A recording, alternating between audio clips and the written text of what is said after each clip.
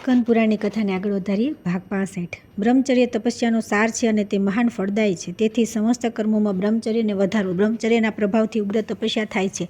બ્રહ્મચર્યથી શ્રેષ્ઠ ધર્મનું બીજું સાધન નથી. ખાસ કરીને ચતુર્માસમાં ભગવાન વિષ્ણુના શયન કર્યા પછી આ મહાન વ્રત સંસારમાં અધિક ગુણકારક છે એવું સમજો. જે આ વૈષ્ણવ ધર્મનું પાલન કરે છે તે કદી કર્મોથી વિલુપ્ત થતો નથી. ભગવાનના શયન કર્યા પછી જે એવી પ્રતિજ્ઞા કરે છે કે હે ભગવાન, હું આપની પ્રસન્નતાને માટે અમુક સત્કર્મ કરીશ, એવી પ્રતિજ્ઞાનું પાલન કરે છે તો તેને વ્રત કહે છે. તે વ્રત વિશેષ ગુણોથી યુક્ત હોય છે. અગ્નિહોત્ર, બ્રાહ્મણ ભક્તિ, ધર્મ વિષયક શ્રદ્ધા, ઉત્તમ બુદ્ધિ, સત્સંગ, વિષ્ણુ પૂજા, સત્ય ભાષણ, હૃદયમાં દયા, સરળતા અને કોમળતા, મધુરવાણી, ઉત્તમ ચરિત્રમાં નિષ્ઠા, વેદપાઠ, ચોરીનો ત્યાગ, અહિંસા, લજ્જા, ક્ષમા, મન અને ઇન્દ્રિયોનો સંયમ, લોભ, ક્રોધ અને મોહનો અભાવ, ઇન્દ્રિય સંયમમાં દ્રઢતા, વૈદિક કર્મોનું ઉત્તમ જ્ઞાન તથા બુદ્ધિનું ભગવાન શ્રીકૃષ્ણને સમર્પણ.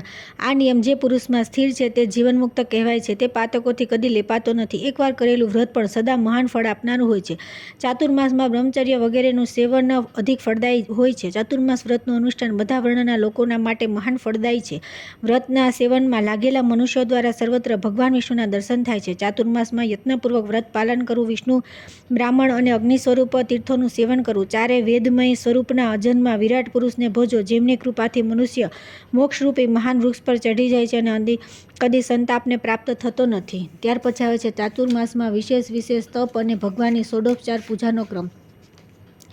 બ્રહ્માજી કહે છે કે ષોડોપચારથી ભગવાન વિષ્ણુની સદૈવ પૂજા કરવી એ તપ છે અને ચતુર્માસમાં તેને જ મહાતપ કહ્યું છે. એ જ પ્રમાણે સદા પંચયજ્ઞનું અનુષ્ઠાન પણ તપ છે. પરંતુ ચાતુર્માસમાં શ્રીહરિને નિવેદન કરવાથી તે જ મહાતપ બની જાય છે. ઋતુકાળમાં સ્ત્રી સાથે સંબંધ કરવો ગૃહસ્થના માટે સદા તપ માનવામાં આવે છે, પરંતુ તે જ ચાતુર્માસમાં શ્રીહરિની પ્રીતિ માટે કરવામાં આવે તો મહાતપ છે. સત્ય બોલવું એ સદા તપ છે. આ પૃથ્વી પર વસતા લોકો માટે દુર્લભ તપ કહેવાયું છે. દેવેશ્વર શ્રીહરિ શયન કરે ત્યારે આ સત્ય ભાષણ રૂપી તપસ્યા કરનાર મનુષ્ય અનંત ફળનો ભાગી થાય છે. અહિંસા વગેરે ગુણોનું પાલન કરવું સર્વદા તપ છે, પરંતુ ચાતુર્માસમાં વેરભાવનો પરિત્યાગ કરી તેનું પાલન કરવામાં આવે તો તે મહાતપ કહેવાય છે. પંચાયતન પૂજા મહાતપ છે. મનુષ્ય ચતુર્માસમાં શ્રીહરિની પ્રીતિ માટે આ મહાતપનું વિશેષ રૂપે અનુષ્ઠાન કરવું, બધા પર્વોના અવસરે સદા દાન આપવું જોઈએ, આ તપ છે. પરંતુ ચાતુર્માસમાં વિશેષ રૂપે તેનું પાલન કરવાથી તે દાન અનંત થઈ જાય છે. ચોમાસામાં 2 પ્રકારનું શૌચ ગ્રહણ કરવું જોઈએ. એક બાહ્ય શૌચ અને બીજું આંતરિક શૌચ. જળથી નાહવું ધોવું એ બાહ્ય શૌચ કહેવાય છે અને શ્રદ્ધાપૂર્વક અંતઃકરણને શુદ્ધ રાખવું એ આંતરિક શૌચ છે. ઇન્દ્રિયોનો નિગ્રહ કરવો જોઈએ, આ તપસ્યાનું ઉત્તમ લક્ષણ છે. પરંતુ ચાતુર્માસમાં ઇન્દ્રિયોની ચંચળતા દૂર થાય તો તે મહાતપ કહેવાય છે. ઇન્દ્રિયરૂપી ઘોડાઓને વશ કરી મનુષ્ય સદા સુખી રહે છે. તે ઇન્દ્રિયરૂપી અશ્વ જ્યારે કુમાર્ગ પર ચાલવા લાગે છે ત્યારે જીવને નરકમાં નાખે છે. આ કામ મહાન શત્રુ છે. આ એકને જ દ્રઢતાપૂર્વક જીતી લો. જે મહાત્માઓને કામને જીતી લીધો છે તેમણે સંપૂર્ણ જગત પર વિજય પ્રાપ્ત કરી લીધો છે. કામ અને સંકલ્પ પર વિજય મેળવવો એ જ તપસ્યાનું મૂળ છે. તે જ સર્વથી ઉત્તમ જ્ઞાન છે જેના દ્વારા કામને જીતી લેવામાં આવે. લોભ સદા ત્યાગવા યોગ્ય છે, કેમ કે લોભથી પાપ થાય છે. લોભને જીતવો એ જ તપ છે. ચાતુર્માસમાં એનું વિશેષ મહત્વ છે. મોહનો અર્થ છે અવિવેક. આ સદા ત્યાગવા યોગ્ય છે. જે મોહ રહી છે તે જ જ્ઞાની છે. મનુષ્યના શરીરમાં રહેતો મદ એ જ મહાન શત્રુ છે. મદને આમ તો હંમેશા ત્યજવો જોઈએ, પરંતુ ચાતુર્માસમાં તો વિશેષ રૂપે તેનો નિગ્રહ કરવો જોઈએ. માન બહુ મોટો શત્રુ છે. તે બધા પ્રાણીઓમાં રહે છે. તેને ક્ષમા વડે જીતવો જોઈએ. ચાતુર્માસમાં તેને જીતવો વિશેષ લાભકારી છે. માત્સર્ય પણ મહાન પાતકનું કારણ છે. તેથી વિદ્વાન પુરુષે ચાતુર્માસમાં તેને જીતવો જોઈએ. જેણે માત્સર્યને જીતી લીધું તેણે ત્રણેય લોક જીતી લીધા. અહંકારને વશ થયેલા અજિતેન્દ્રિય મુનિ ધર્મમાર્ગને છોડીને કુમાર્ગે ભટકે છે. તેથી અહંકારનો પરિત્યાગ કરી મનુષ્ય સદા સુખી રહે છે. ખાસ કરીને ચાતુર્માસમાં અહંકાર ત્યાગનું મહાન ફળ છે. આ તપસ્યાનું મૂળ છે. જે મનુષ્ય ચાતુર્માસમાં દરરોજ એક સમય ભોજન કરે છે તેને દ્વાદશાહ યજ્ઞનું ફળ મળે છે. જે મનુષ્ય ચાતુર્માસમાં નિત્ય ચાંદ્રાયણ વ્રત કરે છે તેના પુણ્યનું વર્ણન કરી શકાય એમ નથી. જે ભગવાન વિષ્ણુના શયનકાળમાં કૃચ્છ વ્રતનું સેવન કરે છે તે પાપ રાશિનો નાશ કરીને વૈકુંઠમાં ભગવાનનો પાર્ષદ થાય છે. જે ચાતુર્માસમાં માત્ર દૂધ પીને રહે છે તેના હજારો પાપ તત્કાળ વિલીન થઈ જાય છે. જો ધીર પુરુષ ચાતુર્માસમાં દરરોજ મર્યાદિત અન્ન જમે છે તો તે સર્વ પાતકોનો નાશ કરીને વૈકુંઠ ધામને પ્રાપ્ત થાય છે. ચોમાસામાં એક અન્નનું ભોજન કરનાર મનુષ્ય રોગી થતો નથી. જે મીઠાનું સેવન કરતો નથી તે પાપરહિત થઈ જાય છે. ચોમાસામાં ભગવાન વિષ્ણુની પ્રસન્નતા માટે ફળનો આહાર કરનાર મનુષ્ય મોટા મોટા પાપોથી મુક્ત થઈ જાય છે. જે કંદ મૂળનો આહાર કરે છે તે પોતાની સાથે પોતાના પૂર્વજોનો પણ ઘોર નરકથી ઉદ્ધાર કરીને ભગવાન વિષ્ણુના લોકમાં જાય છે. જે ચોમાસામાં માત્ર પાણી પીને રહે છે તેને રોજ રોજ અશ્વમેઘ યજ્ઞનું ફળ મળે છે. જે મનુષ્ય ચાતુર્માસમાં શ્રીહરિને પ્રીતિને માટે ઠંડી વરસાદ સહન કરે છે તેના પર પ્રસન્ન થઈ ભગવાન જગન્નાથ તેને સ્વયંને આપી દે છે. જે મનમાં ભગવાન નારાયણનું ચિંતન કરી આ પરમ પવિત્ર અને પાપની શુદ્ધિને માટે પુરાણોને સાંભળે છે અથવા વાંચે છે તેનો મૃત્યુ પછી મોક્ષ થાય છે. નારદજીએ પૂછ્યું કે હે પ્રજાપતિ, 16 ઉપચારોથી ભગવાનની પૂજા કઈ રીતે કરવામાં આવે છે? બ્રહ્માજીએ કહ્યું કે વેદો અને શાસ્ત્રોના વિધાન પ્રમાણે ભગવાન વિષ્ણુની ભક્તિ દ્રઢ કરવી જોઈએ. આ જે કંઈ દેખાય છે તે બધાનું મૂળ વેદ છે અને વેદ સનાતન ભગવાન વિષ્ણુનું સ્વરૂપ છે. વેદોના આધાર છે બ્રાહ્મણ તથા બ્રાહ્મણોના દેવતા અગ્નિ છે. અગ્નિમાં આહુતિ આપનાર બ્રાહ્મણ યજ્ઞમાં સદા ભગવાન શ્રીહરિનું યજન કરતો રહીને તથા વિષ્ણુની પૂજામાં સદા સંલગ્ન રહીને સંપૂર્ણ જગતને ધારણ કરે છે.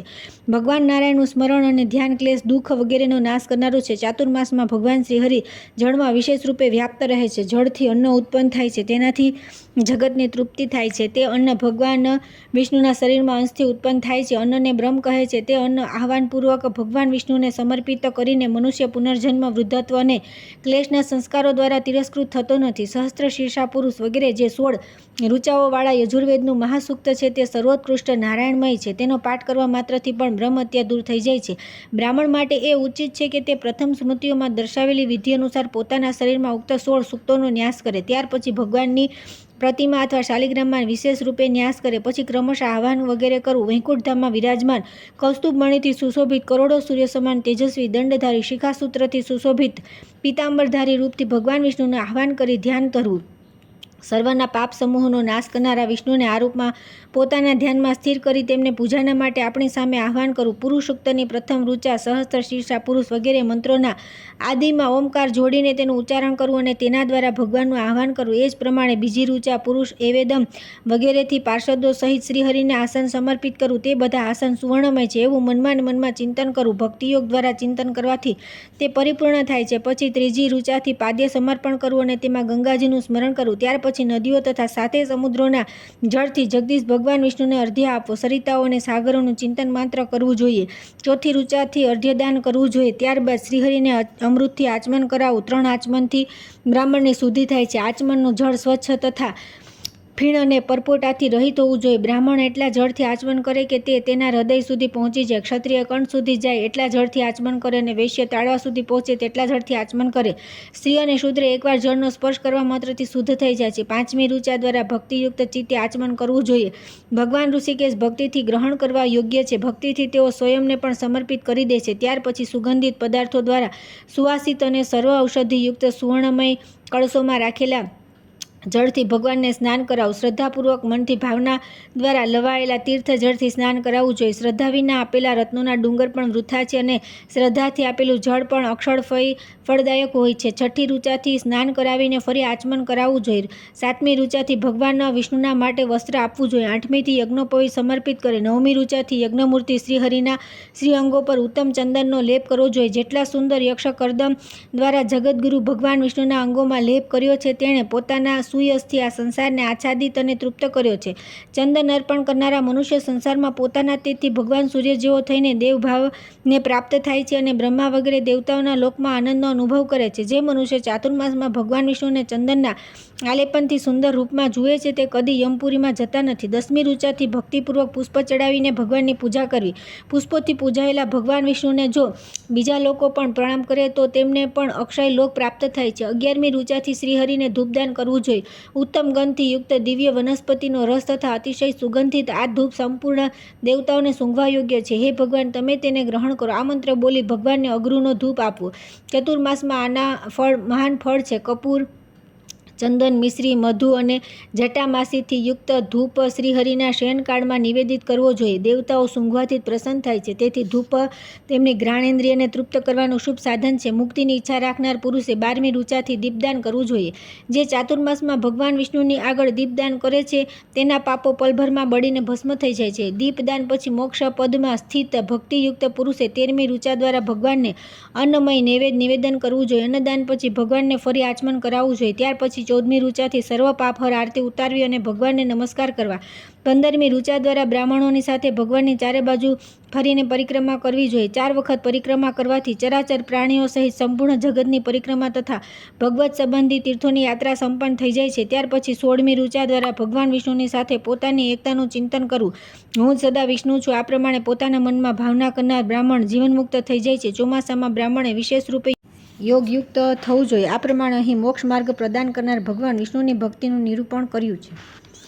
ત્યાર પછી આવે છે બ્રહ્માજી દ્વારા માનસી અને શારીરિક સૃષ્ટિનો પ્રાદુર્ભાવ, ચારે વર્ણોના ધર્મ તથા શુદ્ર જાતિઓના ભેદોનું વર્ણન. નારદજીએ પૂછ્યું કે હે પિતામહ, 18 પ્રકારની પ્રજાઓ કઈ કઈ છે? તેમની જીવિકા, વૃત્તિ અને ધર્મ ક્યાં છે એ કહો. બ્રહ્માજી બોલ્યા, પોતાના કાળના પરિમાણથી જ્યારે જગદીશ્વર ભગવાન શ્રીહરિ યોગ નિંદ્રાથી જાગૃત થયા ત્યારે તે સમયે તેમની નાભીમાંથી પ્રગટ થયેલા કમળકોષથી મારો જન્મ થયો. ત્યાર પછી તે કમળની નાળથી ભગવાનના ઉદરમાં પ્રવેશ કરીને જ્યારે મેં જોયું ત્યારે મને ત્યાં કરોડો બ્રહ્માંડના દર્શન થયા. પરંતુ પછી જ્યારે બહાર આવ્યો ત્યારે સૃષ્ટિના પદાર્થ અને તેના હેતુઓને ભૂલી ગયો. ત્યારે આકાશવાણી થઈ, મહામતે તપસ્યા કરો. આ ભગવદી આદેશ મળતા મેં 10,000 વર્ષો સુધી તપસ્યા કરી. પછી મૌન દ્વારા પ્રથમ માનસી સૃષ્ટિનું ચિંતન કર્યું. તેનાથી મરીચ વગેરે મુનીશ્વર બ્રાહ્મણ પ્રગટ થયા. નારદ તેમાં સૌથી નાના તમે છો. તમે જ્ઞાની અને વેદાંતના પારંગત પંડિત થયા. તે બધા મુનિ કર્મનિષ્ઠ થઈને સદા સૃષ્ટિના વિસ્તાર માટે પ્રયત્ન કરવા લાગ્યા. પરંતુ તમે અનન્ય ભાવે ભગવાન વિષ્ણુના ભક્ત થયા. એકાંતમાં બ્રહ્મચિંતન પરાયણ, મમતા અને અહંકાર રહિત થયા. તમે પણ મારા માનસપુત્ર જ છો. માનસી સૃષ્ટિ પછી મેં શરીર દ્વારા સૃષ્ટિની રચના કરી. મારા મુખથી બ્રાહ્મણ, ભુજાઓથી ક્ષત્રિય, બંને ઉરુઓથી વૈશ્ય અને ચરણોથી શૂદ્ર ઉત્પન્ન થયા. અનુલોમ અને વિલોમ ક્રમથી શૂદ્રથી નીચે નીચે બધા મારા ચરણના તળિયાથી જ પ્રગટ થયા છે. તે બધી પ્રકૃતિઓ મારા શરીરના અવયવોની વિશેષથી પેદા થઈ છે. હે નારદ, હું તમને તેમના નામ કહું છું, સાંભળો. બ્રાહ્મણ, ક્ષત્રિય અને વૈશ્ય આ 3 જ દ્વિજ છે. વેદ, તપસ્યા, પઠન, યજ્ઞ કરવા અને દાન આપવું આ બધા તેમના કર્મ છે. દ્વિજોને ભણાવવા અને થોડું દાન લેવાથી બ્રાહ્મણોની જીવિકા ચાલે છે. જોકે બ્રાહ્મણો તપસ્યાના પ્રભાવથી દાન ગ્રહણ કરવામાં સમર્થ છે, છતાં પણ તેઓ પ્રતિગ્રહ ન સ્વીકારે, કેમ કે તેણે પોતાના તપોબળની રક્ષા સદા કરવી જોઈએ. વેદપાઠ, વિષ્ણુ પૂજન, બ્રહ્મ ધ્યાન, લોભનો અભાવ, ક્રોધનો અભાવ, મમતા શૂન્ય, ક્ષમાશીલતા, શ્રેષ્ઠ આચારનું પાલન, સત્કર્મ પરાયણતા, દાનરૂપી કર્મ તથા સત્ય ભાષણ વગેરે સદગુણોથી જે સદા સંલગ્ન હોય છે તે બ્રાહ્મણ કહેવાય છે. ક્ષત્રિય તપસ્યા, યજ્ઞ, દાન, વેદપાઠ અને બ્રાહ્મણ ભક્તિ આ બધા કર્મ કરવા જોઈએ. શસ્ત્રોથી તેમની જીવિકા ચાલે છે. સ્ત્રી, બાળક, ગાય, બ્રાહ્મણ અને ભૂમિની રક્ષા માટે, સ્વામી પર આવેલા સંકટને ટાળવા માટે, શરણાગતની રક્ષા માટે તથા દુઃખી લોકોનો આર્ત પોકાર સાંભળીને તે બધાનું સંકટ દૂર કરવા માટે જે સદા તત્પર રહે છે તે જ ક્ષત્રિય છે. વૈશ્ય ધન વધારનાર, પશુપાલક, ખેતી કરનાર, રસ વગેરે વેચનાર તથા દેવતાઓ અને બ્રાહ્મણોનો પૂજક છે. તે જ વ્યાજ લઈને ધન પેદા કરે, યજ્ઞ વગેરે કર્મોનું અનુષ્ઠાન કરતો રહે, દાન અને સ્વાધ્યાય પણ કરે. આ બધા વૈશ્યના કર્મ બતાવેલા છે. શૂદ્ર પણ પ્રાતઃકાળે ઉઠીને ભગવાનના ચરણ વંદન કરીને વિષ્ણુ ભક્તિના શ્લોકોનો પાઠ કરતો રહીને ભગવાન વિષ્ણુના સ્વરૂપને પ્રાપ્ત થાય છે. જે વર્ષમાં આવનારા બધા વ્રતોનું તિથિ તથા વારના અધિદેવતાની પ્રસન્નતા માટે પાલન કરે છે અને બધા જીવોને અન્નદાન કરે છે, તે શૂદ્ર ગૃહસ્થ શ્રેષ્ઠ માનવામાં આવ્યો છે. તે વેદ મંત્રોના ઉચ્ચારણ વિના જ આ લોકમાં બધા કર્મ કરીને મુક્ત થઈ જાય છે. ચાતુર્માસનું વ્રત કરનાર શૂદ્ર પણ શ્રીહરિના સ્વરૂપને પ્રાપ્ત થાય છે. હે મહામુને, બધા વર્ણો, આશ્રમો તથા જાતિઓને માટે ભગવાન વિષ્ણુની ભક્તિ સર્વશ્રેષ્ઠ છે. જે પવિત્ર ચિત્તવાળો મનુષ્ય પરમ પવિત્ર પુરાણને વાંચે કે સાંભળે છે તે પૂર્વજન્મોના સંચિત પાપોનો નાશ કરીને વિષ્ણુની આરાધનામાં તત્પર થઈને વિષ્ણુલોકને પ્રાપ્ત થાય છે. ત્યાર પછી આવે છે પેજ 1, શૂદ્ર અને મહર્ષિ ગાલવનો સંવાદ તથા શાલિગ્રામ શિલાના પૂજનનું મહત્વ. બ્રહ્માજી કહે છે કે હે મહામતે, પ્રાચીન ત્રેતાયુગમાં પેજ 1 નામે પ્રસિદ્ધ એક શૂદ્ર હતો જે ધર્મમાં તત્પર અને વિષ્ણુ તથા બ્રાહ્મણ પૂજક હતો. તે ન્યાયપૂર્વક ધનનું ઉપાર્જન કરતો અને સદા શાંત ભાવે રહેતો હતો. બધા લોકો તેને પ્રેમ કરતા હતા. તે સત્યવાદી અને વિવેકી હતો. તેની પત્ની સમાન કુળમાં ઉત્પન્ન થયેલી, ધર્મપૂર્વક વિવાહિત તથા શુભ આચરણની પતિવ્રતા હતી. તે પણ સદા દેવતાઓ અને બ્રાહ્મણોના હિતમાં તત્પર રહેતી હતી. મહાત્મા પેજ 1ને પૂર્વના પુણ્યના પ્રભાવથી ધનની પ્રાપ્તિ થઈ હતી. તે સદા સ્વજનો દ્વારા દેશ પરદેશમાં વેપાર કરતો હતો. પોતાના અને બીજાના ધન વડે પણ તે વેપાર કરતો કરાવતો હતો. આ પ્રમાણે ધર્મ પર દ્રષ્ટિ રાખનાર તે પેજ 1ને અનેક પ્રકારની સમૃદ્ધિ પ્રાપ્ત થઈ. તેના 2 પુત્ર હતા. તે બંને પિતૃભક્ત હતા. ધનનો અભિમાન તો તેમનો સ્પર્શ સુધા કરતું ન હતું. તેઓ પોતાના ધર્મયુક્ત આચરણથી પ્રતિષ્ઠિત હતા અને માતા પિતાની સેવા સિવાય બીજી કોઈ વસ્તુનો આદર કરતા ન હતા. તેમની પત્નીઓ પણ પોતાના સાસુ સસરાની સેવામાં લાગેલી રહેતી હતી. પેજ 1નું ઘર ધન ધાન્યથી ભરપૂર હતું. તે પણ સદા ધર્મપરાયણ હોવાથી દેવતાઓ અને અતિથિઓની સેવામાં તત્પર રહેતો હતો. તેના ઘરે કોઈ આવેલો અતિથિ કદીએ નિરાશ થઈને પાછો જતો ન હતો. તે ઠંડીની ઋતુમાં ધન અને ઉષ્ણકાળમાં અન્ન અને જળનું દાન કરતો હતો. વર્ષા ઋતુમાં વસ્ત્ર તથા અન્નનું દાન કરતો હતો. ભગવાન શિવ અને વિષ્ણુના વ્રતમાં સ્થિત રહીને યોગ્ય સમયે તે વાવડી, કુવા, તળાવ, પરબ તથા દેવ મંદિર બનાવડાવતો હતો. ચાતુર્માસમાં તે વિશેષ રૂપે ભગવાન વિષ્ણુની ભક્તિ કરતો હતો. એક દિવસ બ્રહ્મજ્ઞાની અને શાંત તપસ્વી પરમ જીતેન્દ્રિય ગાલવ મુનિ પેજ 1 શૂદ્રના ઘરે આવ્યા. તે અભ્યુત્થાન અને આસન વગેરે ઉપચારોથી મુનિની પૂજા કરીને મધુર વાણીમાં બોલ્યો કે આજે મારો જન્મ સફળ થઈ ગયો, જીવન અતિ ઉત્તમ થઈ ગયું. આજે મારું ધર્મ ધર્માચરણ પણ સાર્થક થઈ ગયું. હે મુને, તમે અહીં પધારીને કુળ સહિત મને ઉન્નત કરી દીધો. તમારી દ્રષ્ટિથી મારા હજારો પાપ બળીને ભસ્મ થઈ ગયા. મારા ગૃહસ્થના ઘરને આજે આપે પવિત્ર કરી દીધું. તે શૂદ્રની ભક્તિથી ગાલવ મુનિ બહુ પ્રસન્ન થયા. તેમનો સંપૂર્ણ થાક દૂર થઈ ગયો. તેમણે હાથ જોડીને ઊભા રહેલા શૂદ્રને કહ્યું કે સૌમ્ય, તમે કુશળ તો છો ને? તમારું મન ધર્મમાં લાગેલ છે ને? કેમ કે ભાઈ, બંધુ, સ્ત્રી, પુત્ર વગેરે તો બધા સદા સ્વાર્થથી જ સંબંધ રાખે છે. તમે સદા ગોવિંદમાં ભક્તિ રાખો છો ને? દાનમાં તો તમારી રુચિ છે ને? શું ધર્મ, અર્થ અને કામ સંબંધી કાર્યોમાં તમારું મન ઉત્સાહ સાથે જોડાય છે ને? ભગવાન વિષ્ણુનું ચરણોદક દરરોજ મસ્તક પર ધારણ કરો છો ને? ભગવાન વિષ્ણુનું ભજન, શ્રી વિષ્ણુની કથા, શ્રી વિષ્ણુના સ્તોત્ર, વિષ્ણુને નમસ્કાર, વિષ્ણુનું ધ્યાન અને ભગવાન વિષ્ણુનું પૂજન આ બધા ચાતુર્માસમાં કરવામાં આવે તો મોક્ષદાયી હોય છે. આ પ્રમાણે કહી રહેલા મુનિને પ્રણામ કરી શૂદ્રે ફરી કહ્યું કે મુને, તમારી કૃપા દ્રષ્ટિથી જ મને આ આશ્રમનું સંપૂર્ણ ફળ મળી ગયું છે. છતાં હું તમારી ઉપદેશયુક્ત વાણી સાંભળવા ચાહું છું. તમારા આગમનનું શું પ્રયોજન છે? કૃપા કરીને કહો. ત્યારે ગાલવજીએ તે ધર્માત્મા તથા સત્યવાદી શૂદ્રને કહ્યું કે મને તીર્થયાત્રા કરતા ઘણા મહિના વ્યતીત થઈ ગયા. હવે ચાતુર્માસ આવી ગયો છે, તેથી મારા આશ્રમ પર જઈશ. ભગવાન નારાયણની પ્રસન્નતા માટે અષાઢ શુક્લ એકાદશીએ મારા ઘરે ચાતુર્માસનો નિયમ લઈશ. પેજવાન બોલ્યો કે હે દ્વિશ્રેષ્ઠ, મારા પર અનુગ્રહ કરીને કોઈ જ્ઞાનની વાત મને પણ કહો. વેદમાં મારો અધિકાર નથી. વેદ સારના જપનો પણ મને અધિકાર નથી. તેથી ખાસ કરીને ચાતુર્માસમાં પાલન કરવા યોગ્ય જો કોઈ મોક્ષ સાધક ઉપાય હોય તો બતાવો. ગાલવજીએ કહ્યું કે જે મનુષ્ય શાલિગ્રામમાં સ્થિત ભગવાન વિષ્ણુનું પૂજન કરે છે તેમનાથી ભક્તિ દૂર નથી. જેમનું મન ભગવાન શાલિગ્રામના ચિંતનમાં લાગેલું છે તેના દ્વારા જે કંઈ પણ શુભ કર્મ કરવામાં આવે છે તે અક્ષય થાય છે. ચાતુર્માસમાં આનું વિશેષ મહાત્મ્ય છે. જ્યાં જ્યાં શાલિગ્રામની શિલા અને દ્વારકાની શિલા બંનેનો સંગમ થાય છે ત્યાં મનુષ્ય માટે મુક્તિ દુર્લભ નથી. જે ભૂમિમાં સેંકડો પાપોથી યુક્ત મનુષ્યો દ્વારા પણ શાલિગ્રામની શિલા પૂજાય છે ત્યાંના પ્રદેશ 5 કોસ સુધી પવિત્ર થઈ જાય છે. આ શાલિગ્રામ શિલા તેજોમય પિંડ છે, સાક્ષાત બ્રહ્મ સ્વરૂપ છે. આનંદ દર્શન માત્રથી પણ તત્કાળ બધા પાપોનો નાશ થઈ જાય છે. હે મહાશુદ્ર, શાલિગ્રામ શિલાની ઉપસ્થિતિથી બધા તીર્થ અને દેવ મંદિર પવિત્ર થઈ જાય છે તથા સમસ્ત નદીઓ તીર્થત્વને પ્રાપ્ત થાય છે. શાલિગ્રામ શિલાના સાનિધ્ય માત્રથી સર્વત્ર સંપૂર્ણ ક્રિયાઓની શોભા છે. જેના ઘરમાં શુભ શાલિગ્રામ શિલાનું કોમળ તુલસીદલ દ્વારા પૂજન થાય છે ત્યાં યમરાજ પોતાનું મુખ દેખાડતા નથી. બ્રાહ્મણ, ક્ષત્રિય, વૈશ્ય તથા સચ્છૂદ્રોને પણ શાલિગ્રામ શિલાને પૂજવાનો અધિકાર છે. સુછેન્દ્રએ પૂછ્યું કે હે બ્રહ્મન, તમે શ્રેષ્ઠ વેદવેતા છો. એવું સાંભળ્યું છે કે સ્ત્રી અને શૂદ્રના માટે શાલિગ્રામ શિલાના પૂજનનો નિષેધ છે. તેથી મારા જેવી વ્યક્તિ કઈ રીતે શાલિગ્રામની પૂજા કરે? ગાલવે કહ્યું કે માનદ, શૂદ્રોમાં માત્ર અસત શૂદ્રોના માટે શાલિગ્રામ શિલાનો નિષેધ છે. સ્ત્રીઓમાં પણ પતિવ્રતા સ્ત્રી માટે તેનો નિષેધ નથી. જે શાલિગ્રામ શિલા પર ચડાવેલી માળા પોતાના મસ્તક પર ધારણ કરે છે તેમના હજારો પાપ તત્કાળ નાશ થઈ જાય છે. જે શાલિગ્રામ શિલાની આગળ દીપદાન કરે છે તેનો કદી યમપુરીમાં નિવાસ થતો નથી. જે શાલિગ્રામમાં વ્યાપ્ત ભગવાન વિષ્ણુની મનોહર પુષ્પો દ્વારા પૂજા કરે છે તથા જે ચાતુર્માસમાં શાલિગ્રામ શિલાને પંચામૃતથી સ્નાન કરાવે છે તે મનુષ્ય સંસાર બંધનમાં કદી પડતો નથી. મુક્તિના આદિકારણ નિર્મળ શાલિગ્રામ રૂપી શ્રીહરિને પોતાના હૃદયમાં સ્થાપિત કરીને જે દરરોજ ભક્તિપૂર્વક તેમનું ચિંતન કરે છે તે મોક્ષનો અધિકારી થાય છે. જે બધા સમયે ખાસ કરીને ચાતુર્માસમાં ભગવાન શાલિગ્રામ ઉપર તુલસીની માળા ચડાવે છે તેની સંપૂર્ણ કામનાઓ પૂરી થાય છે. તુલસી દેવી ભગવાનને સદા પ્રિય છે. શાલિગ્રામ મહાવિષ્ણુનું સ્વરૂપ છે અને તુલસીજી સાક્ષાત લક્ષ્મી છે.